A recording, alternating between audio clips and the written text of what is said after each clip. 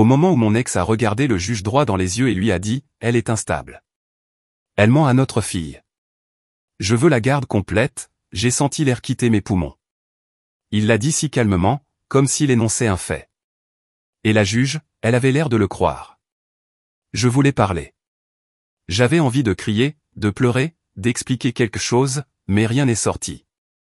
J'étais assis là, le cœur battant, figé sur cette chaise dure de la salle d'audience, pendant que l'homme qui me disait qu'il m'aimait me décrivait comme un danger pour la seule personne que j'aime plus que tout, ma fille. Mila était assise derrière moi, tenant la main de ma mère. Elle n'a que 7 ans, mais elle a tout regardé, ses grands yeux marrons fixés sur les miens. Elle pouvait le voir. Elle pouvait le sentir. Je me noyais et personne ne me lançait de corde. Damon, mon ex-mari, portait un costume bleu marine comme s'il s'apprêtait à donner une conférence TED. Calme, fluide, parfaitement répété. Le même homme qui me criait dessus dans la voiture à cause d'une mauvaise commande de plat à emporter était désormais assis devant un juge, ressemblant à l'image de la responsabilité. Il était charmant. Il l'avait toujours été. C'était ça le problème. Le juge m'a demandé si j'avais quelque chose à répondre. J'ai ouvert la bouche, mais tout ce qui en sortait était un souffle tremblant. Mon avocat m'a regardé, silencieux. La salle d'audience était absolument silencieuse. Mes mains tremblaient. J'étais sur le point de perdre ma fille et j'avais l'impression que personne ne pouvait voir ce qui se passait réellement. Puis j'ai entendu une voix petite, claire et ferme derrière moi. « Votre honneur, j'ai apporté une vidéo du téléphone de papa. Je pense que vous devriez la voir. » Tout s'est arrêté. La galerie se retourna. L'huissier avait l'air confus. Le visage de Damon perdit toute couleur. Et pour la première fois ce matin-là, le juge Harmon parut surpris. Mila se leva, tenant toujours sa tablette scolaire rose à 2 mains. Elle ne pleurait pas. Elle n'avait pas peur. Elle avait l'air plus courageuse que je ne l'avais jamais vue. Elle s'est dirigée vers l'avant, et passée devant les bancs en bois, devant l'homme qui essayait de me l'éloigner, et a remis sa tablette au juge. Je ne savais même pas qu'elle l'avait avec elle. Je ne savais pas ce qu'elle avait enregistré. Je ne savais même pas qu'elle savait comment enregistrer sur le téléphone de Damon, mais je savais que quelque chose venait de changer. Le juge a pris la tablette. « Qu'est-ce que c'est ?» elle a demandé. La voix de Mila était douce mais confiante. « Depuis le week-end dernier. Papa a dit ces choses quand j'étais censé dormir, mais je ne l'étais pas. Je l'ai entendu et il était vraiment en colère. Et j'ai pensé, si tu ne croyais pas maman, peut-être que tu le croirais. Mon cœur s'est ouvert. Ma fille avait fait ce que je ne pouvais pas. Elle s'est levée. Elle a dit la vérité. Et soudain, la salle d'audience, l'endroit où je me sentais le plus petit, lui appartenait.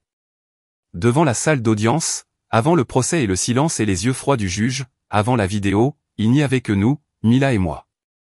Notre appartement n'était pas grand. Il y avait 2 chambres, une salle de bain et le genre de sol grinçant qui gémissait à chaque fois qu'on les traversait après 22 heures du soir. Mais cela ne dérangeait pas Mila. Elle a adoré. Elle l'appelait notre nid. Elle a dit que les rideaux roses de sa chambre donnaient l'impression de l'intérieur d'un nuage de barbe à papa. La plupart des soirs, elle s'allongeait sur son lit avec son pingouin en peluche, Pépère, et me demandait de lire 2 histoires au lieu d'une. J'ai toujours dit oui.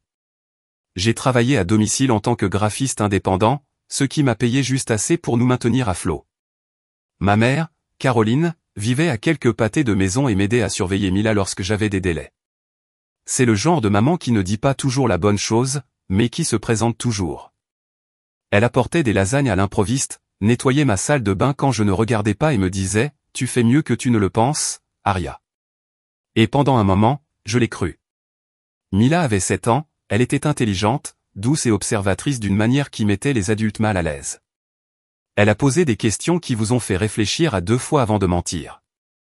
Une fois, elle m'a surpris en train de pleurer dans la cuisine tard dans la nuit et elle n'a rien dit. Elle a juste apporté sa couverture et l'a enroulée autour de mes épaules. C'était le genre d'enfant qu'elle était. Notre truc préféré était le pot de vérité. Je l'ai commencé quand Damon et moi nous sommes séparés pour la première fois. Je lui ai dit que chaque fois qu'elle avait une question ou qu'elle voulait parler de quelque chose de déroutant ou d'effrayant, elle pouvait l'écrire et la mettre dans le pot. Nous lisions une note ensemble chaque soir. Certains étaient idiots. Pourquoi les gens ronflent-ils? D'autres ont profondément touché. Est-ce que papa cessera de m'aimer si je reste avec toi? Je lui ai dit la vérité. Toujours, peu importe à quel point ça fait mal. Le divorce n'avait pas été franc. Damon voulait plus de contrôle que de garde. Il a accepté la garde partagée sur papier, mais en pratique, il a insisté pour obtenir davantage. Il remettait en question chacune de mes décisions parentales, critiquait ce que je lui donnais à manger, se plaignait si je venais la chercher avec 2 minutes de retard, et pendant ses week-ends, Mila rentrait à la maison retirée et tranquille. Parfois, elle ne me parlait pas du tout avant mardi. J'en ai parlé au tribunal, mais Damon savait comment se présenter. C'était un ancien athlète universitaire devenu directeur commercial, du genre à faire rire les gens et à se souvenir du nom de tout le monde. Il portait la confiance comme une seconde peau. En public, il était tout sourire. En privé, il pourrait s'en prendre à du jus renversé ou à un chargeur manquant. J'ai gardé une trace. J'ai tout documenté. Email, messages. J'avais un dossier rempli de textes dans lesquels il m'accusait d'être instable, où il me traitait de noms qu'aucun enfant ne devrait entendre son père utiliser à propos de sa mère. Mais je ne les ai jamais montrés à Mila. Je pensais que je la protégeais. Un soir, après un retour particulièrement tendu, Mila m'a demandé si j'avais déjà eu peur en présence de papa. J'ai fait une pause.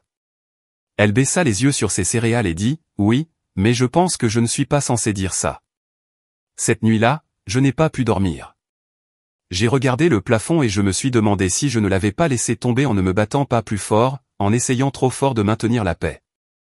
Quelques semaines plus tard, Damon a demandé la garde totale. Il a dit que je faisais du tort émotionnellement à Mila, que je lui avais menti à son sujet, que je ne pouvais pas lui assurer la stabilité. Son avocat a soumis des déclarations affirmant que j'étais erratique, peu fiable et mentalement inapte à être coparental. Quand j'ai lu ces documents, mes mains ont tremblé. J'ai dû m'asseoir par terre. Caroline s'est assise à côté de moi, m'a tenu le poignet et a dit, « Vous avez la vérité. » C'est assez. Je voulais la croire, mais au tribunal, la vérité n'est pas forte. C'est enfoui sous les preuves et transformé en stratégie. L'avocat de Damon a dressé le portrait d'une femme en train de s'effondrer. Mon avocat m'a dit de ne pas m'émouvoir, de ne pas parler à moins qu'on me le demande, de ne pas l'interrompre. Mais intérieurement, je criais. Mila a tout vu. Chaque larme que j'ai essayé de cacher. Chaque fois, je murmurais, tout ira bien. Même si je n'étais pas sûr que ce serait le cas, je ne savais pas qu'elle surveillait d'aussi près. Je ne savais pas qu'elle écoutait. Je ne savais pas du tout qu'elle préparait quoi que ce soit. Elle n'avait que 7 ans. Mais d'une manière ou d'une autre, elle a compris ce qu'aucun de nous n'avait dit à voix haute. Elle savait que la vérité comptait et que le tribunal devait la constater par lui-même. L'audience sur la garde à vue était fixée à un lundi matin. J'ai à peine dormi la nuit précédente. Mila s'était endormie en tenant Pépère, son pingouin en peluche, et je me suis assis à côté de son lit jusqu'au lever du soleil, la regardant simplement. Ma poitrine était lourde, comme si quelque chose appuyait dessus. Je savais que ce n'était pas seulement une question juridique. C'était un combat pour sa vie telle qu'elle la connaissait.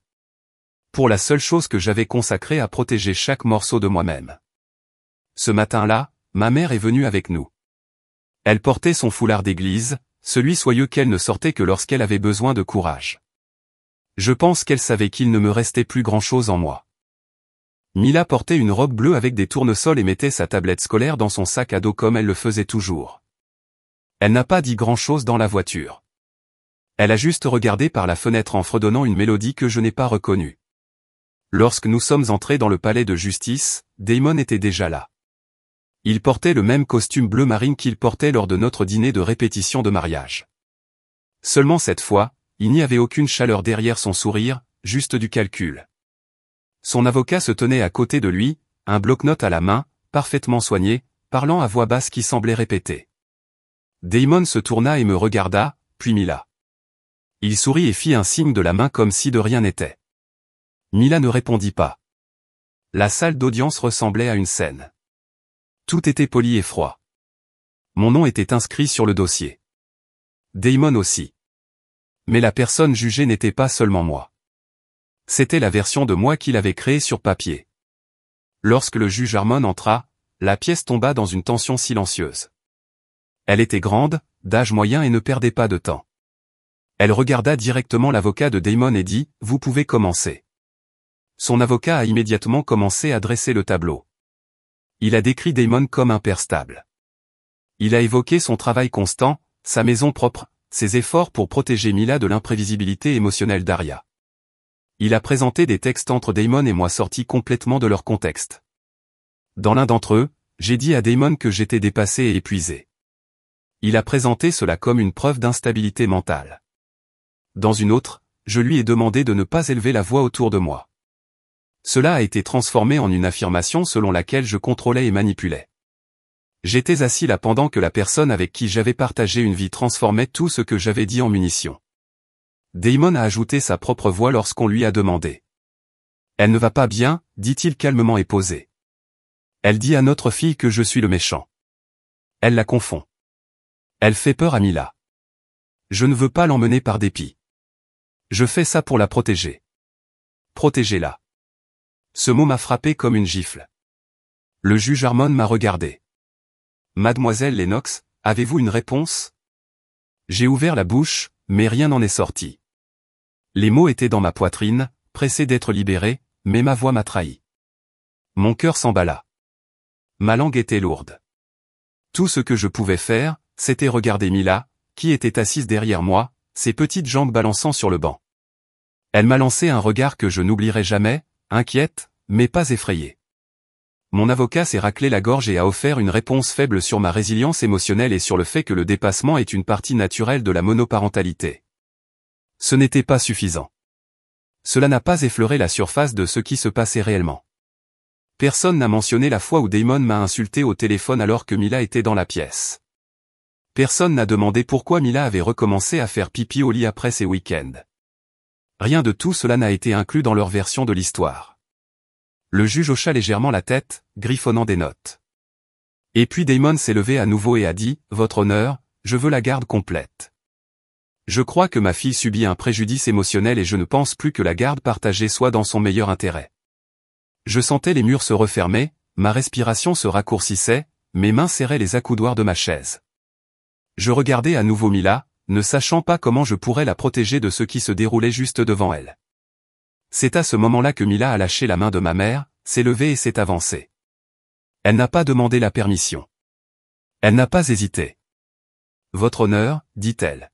« J'ai apporté une vidéo du téléphone de papa. Je pense que tu devrais la voir. » La pièce s'immobilisa. Le visage de Damon devint vide. Ma mère haleta. Je me tournai sur mon siège, les yeux écarquillés. Mila se tenait là, tenant sa tablette scolaire, les épaules droites, la voix ferme. Le juge Harmon la regarda. « Excusez-moi. » Mila leva la tablette un peu plus haut. Cela date du week-end dernier. Il ne savait pas que j'étais réveillé, mais je l'étais. J'ai entendu ce qu'il a dit et j'ai pensé que cela pourrait avoir de l'importance. Personne n'a parlé. Ni Damon, ni son avocat, ni le juge. Et pour la première fois depuis le début de l'audience, j'ai senti quelque chose bouger. Mila avait apporté plus qu'une vidéo, elle avait apporté la vérité dans la salle, et tout le monde l'a ressenti. Mila se tenait au centre de la salle d'audience, tenant sa tablette comme si c'était un bouclier. Sa robe tournesol semblait trop petite, l'ourlet effleurant ses genoux, mais elle ne bougea pas. Elle n'a pas regardé en arrière pour se rassurer. Elle se tenait seule, face au juge. « J'ai apporté une vidéo du téléphone de papa », a-t-elle répété. « Je pense que tu devrais le voir. » Le juge Harmon jeta un coup d'œil à l'huissier.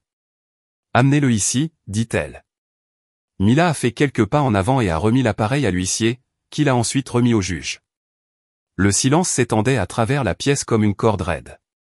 La mâchoire de Damon était serrée, ses lèvres pincées en une ligne fine et illisible.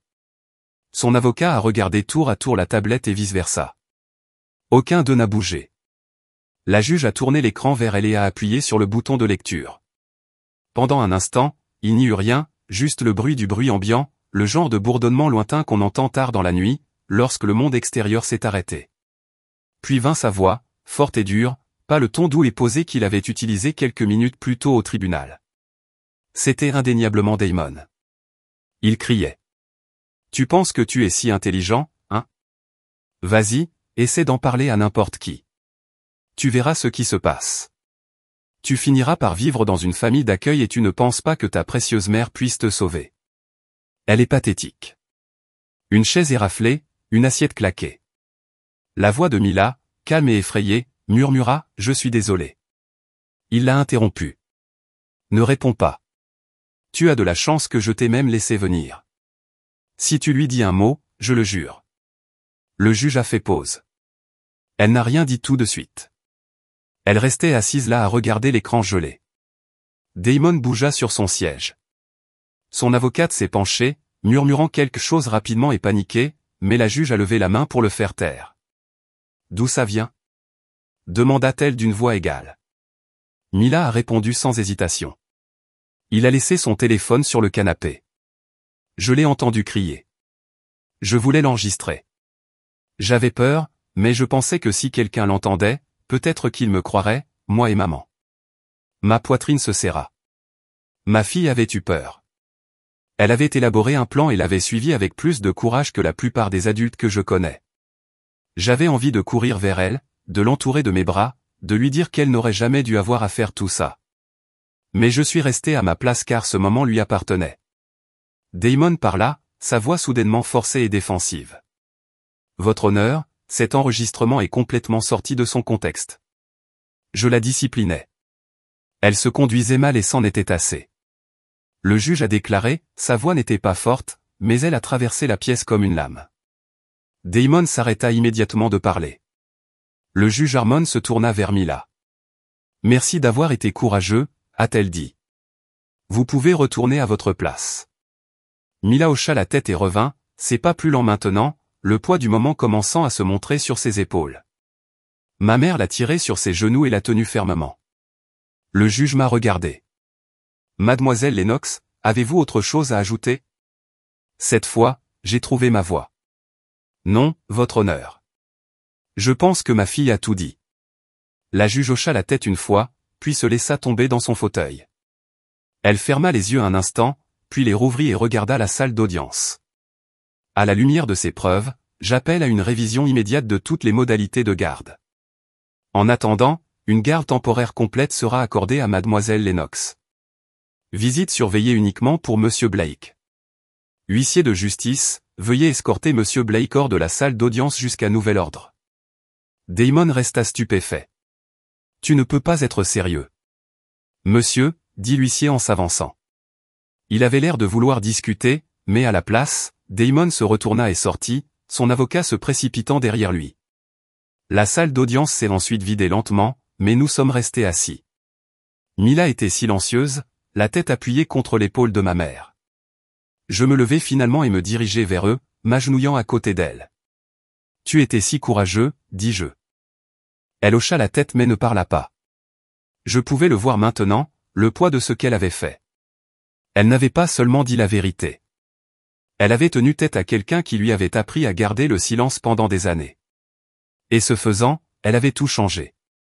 Au moment où Damon est sorti de cette salle d'audience sous la surveillance de l'huissier, toute l'atmosphère a changé. C'était comme si quelqu'un avait ouvert une fenêtre dans une pièce où nous retenions tous notre souffle. Je pouvais enfin inspirer.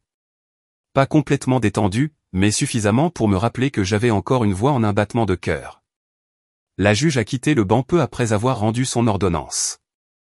Son expression n'a jamais changé, mais j'ai vu quelque chose de différent dans ses yeux lorsqu'elle regardait Mila. Une reconnaissance tranquille, pas de pitié, pas de surprise, du respect. J'ai rassemblé nos affaires lentement, mes doigts tremblant légèrement alors que je préparais le sac de Mila. Elle était toujours blottie dans les bras de ma mère, épuisée mais alerte. Sa tablette reposait à côté d'elle sur le banc. L'écran toujours sombre après la vidéo. J'ai attrapé sa main. « Voulez-vous venir avec moi ?» J'ai demandé. Elle hocha la tête et descendit du banc. Alors que nous sortions de la salle d'audience, les gens nous regardaient. Quelques-uns détournèrent rapidement le regard. D'autres ont retenu leur regard plus longtemps. Une femme a prononcé le mot courageux alors que nous la dépassions. Devant les portes de la salle d'audience, je me suis agenouillé à la hauteur de Mila. Mes mains reposèrent doucement sur ses bras. « Êtes-vous d'accord ?» Elle haussa les épaules. Puis il a finalement dit, « Je ne voulais pas le faire, mais je devais le faire. » « Je sais, dis-je. Je suis tellement fier de toi. Tu n'aurais pas dû avoir apporté ça seule. Elle baissa les yeux vers le sol. Je ne savais pas s'ils me croiraient. Ma gorge se serra. Ils l'ont fait. Parce que tu as dit la vérité, et parce que tu étais assez fort pour te lever quand personne d'autre ne le pouvait. Mila m'a regardé, ses yeux brillants de larmes silencieuses. Est-ce que ça veut dire que je n'ai pas besoin de retourner chez papa? Je l'ai prise dans mes bras, la serrant aussi fort que possible sans la briser. Vous êtes en sécurité. C'est ce qui compte. Les greffiers nous ont donné quelques instructions supplémentaires, notamment un calendrier de surveillance temporaire pour Damon. Il serait évalué par un conseiller commis d'office avant tout nouvel accès à Mila. Ce n'était pas fini. Il y aurait davantage d'audiences, davantage de documents, davantage de journées dans des salles d'audience qui ressembleraient à des champs de bataille. Mais le plus dur était derrière nous. Cet après-midi-là, nous sommes allés directement chez ma mère. Je ne voulais pas être seul. Je ne voulais pas que Mila retourne dans notre appartement et ressente le silence qui résonnait parfois trop fort dans les petits espaces. Ma mère préparait de la soupe, même s'il faisait chaud dehors. Elle préparait toujours de la soupe lors des jours d'émotion. Elle a dit que cela lui donnait quelque chose à remuer lorsque tout le reste lui semblait hors de contrôle. Mila était assise à la table de la cuisine et dessinait un dessin avec des crayons pendant que je remplissais d'autres documents judiciaires sur le canapé. À un moment donné, elle s'est approchée et m'a remis ce qu'elle avait fait. C'était une photo de deux mains tenant un cœur. En dessous, elle écrivit en grosses lettres inégales, « La vérité est courageuse ». J'ai alors pleuré. Pas celle qui est silencieuse et cachée, mais celle qui vient du plus profond de votre poitrine lorsque la douleur a enfin trouvé sa sortie. Mila n'a rien dit. Elle s'est juste assise à côté de moi, appuyant sa tête contre mon bras.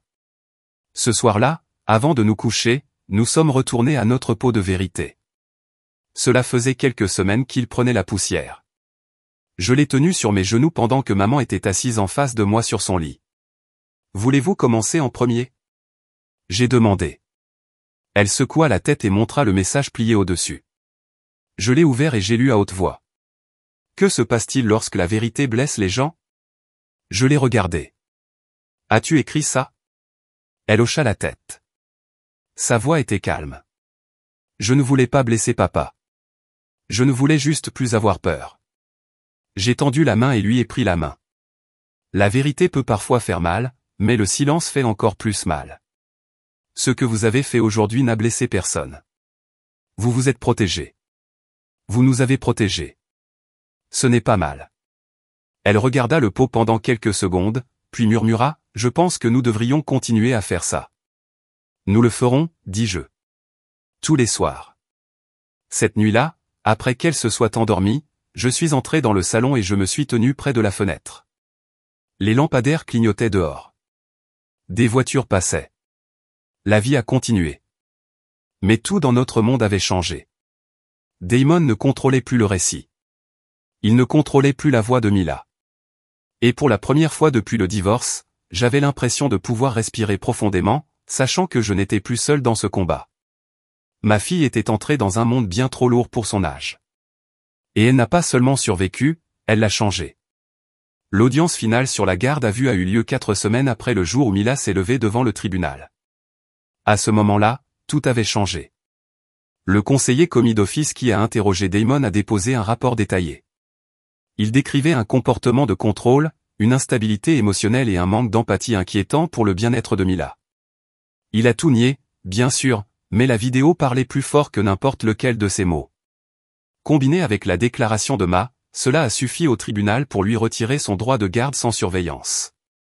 Lorsque le juge a lu sa décision finale, je me suis assis à nouveau tranquillement, retenant mon souffle. Mais cette fois, ce n'était pas par peur. C'était par espoir. La garde physique et légale complète m'a été accordée. Damon aurait effectué des visites strictement supervisées 2 fois par mois dans un centre neutre avec des professionnels qualifiés. Il n'y aurait plus de nuitées, plus de portes fermées ni de week-end, plus de menaces chuchotées. La voix de Mila avait brisé cette illusion pour toujours. Nous avons quitté le palais de justice en silence ce jour-là. Mila m'a tenu la main pendant que nous descendions les longues marches à l'extérieur. Ma mère marchait à côté de nous, son sac à main balançant contre sa hanche, ses yeux scrutant le trottoir à la recherche de Damon, même si nous savions qu'il ne s'approcherait pas. Il ne m'avait pas parlé depuis la première audience. Ça me convenait. Plus tard dans la soirée, nous sommes allés dans un petit restaurant que Mila adorait, celui avec ses banquettes rouges et ses crêpes en forme d'animaux. Elle s'est assise en face de moi et m'a demandé, « C'est fini maintenant ?» Je n'ai pas menti. « C'est plus sur maintenant, » dis-je. Nous n'avons pas fini de grandir, mais nous n'avons plus peur. Elle hocha la tête et remua son lait chocolaté avec sa paille. Je suis content de l'avoir dit. Moi aussi. Il y a des jours où je repense encore à la salle d'audience dans ma tête. La façon dont le visage de Damon changeait lorsque Mila parlait. La façon dont sa voix, claire et calme, avait plus de poids que n'importe quel argument juridique avancé ce jour-là. Ma fille m'a rappelé que la force ne vient pas toujours du fait de crier plus fort. Parfois, cela vient du fait d'être assez courageux pour parler alors que vous n'êtes pas sûr que quelqu'un vous écoutera. Dans les semaines qui ont suivi la décision finale, j'ai repris la thérapie. Non pas parce que je m'effondrais, mais parce que j'avais enfin de l'espace pour traiter ce à quoi j'avais survécu. J'ai réalisé que j'avais passé si longtemps à essayer de rester à flot que je n'avais plus jamais appris à me sentir en sécurité. Cela prendrait du temps, mais maintenant j'avais le temps. Mila a commencé à dessiner davantage. Ses croquis ont changé. Autrefois, ils étaient pleins de maisons sans fenêtres et avec un ciel orageux. Maintenant, elle dessine des arbres avec des racines et des enfants se tenant la main. Elle a dessiné une image du pot de vérité et l'a collée sur le mur de sa chambre. Chaque soir, elle me rappelle de le vérifier. Un soir, j'ai sorti une note qui disait « Est-ce que les gens courageux ont encore peur ?» J'ai souri et lui ai dit oui. Ils ne laissent tout simplement pas la peur mettre fin à l'histoire. Elle en a écrit un autre quelques jours plus tard. Les enfants peuvent-ils aussi protéger les adultes ? Je l'ai regardé et j'ai dit « Tu l'as fait ». Je raconte cette histoire parce qu'il y a des femmes en ce moment, assises en silence, se demandant si la vérité sera un jour suffisante, se demandant si quelqu'un les croira plutôt que la personne qui sait comment présenter la bonne version d'elle-même en public. Je raconte cette histoire parce que parfois la vérité ne vient pas d'un avocat ou d'une dispute au tribunal. Parfois, cela vient d'un enfant qui a vu plus de choses qu'il n'aurait dû et qui décide que rester silencieux n'est plus une option. Avant, je pensais qu'être une bonne mère signifiait protéger Mila de tout ce qui était dur et douloureux. Maintenant, je sais que cela signifie rester à ses côtés, lui apprendre à dire la vérité, la laisser me voir pleurer, puis lui montrer à quoi ça ressemble de se relever. Nous avons encore nos jours difficiles, mais ils ne nous définissent pas. Nous ne sommes pas les versions effrayées de nous-mêmes dans lesquelles Damon a essayé de nous piéger. Nous sommes bruyants quand nous en avons besoin. Nous sommes silencieux quand nous choisissons de l'être. Et nous sommes libres. Mila nous a sauvés tous les deux ce jour-là. Elle n'a pas simplement apporté la vérité dans cette salle d'audience. Elle a apporté la lumière.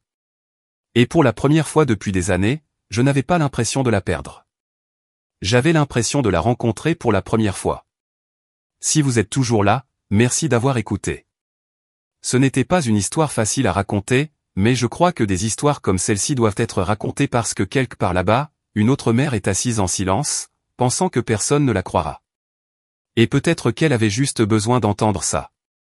Si cette histoire vous a ému, aimez la vidéo, partagez-la avec quelqu'un qui en a besoin et laissez un commentaire. Je les ai lus et ils signifient plus que vous ne le pensez. Et si vous voulez entendre plus d'histoires vraies, brutes, honnêtes et pleines de cœur, abonnez-vous à la chaîne et activez les notifications. Il y a plus à venir. Merci encore d'être ici. Restez courageux, restez gentils et n'oubliez jamais que la vérité compte.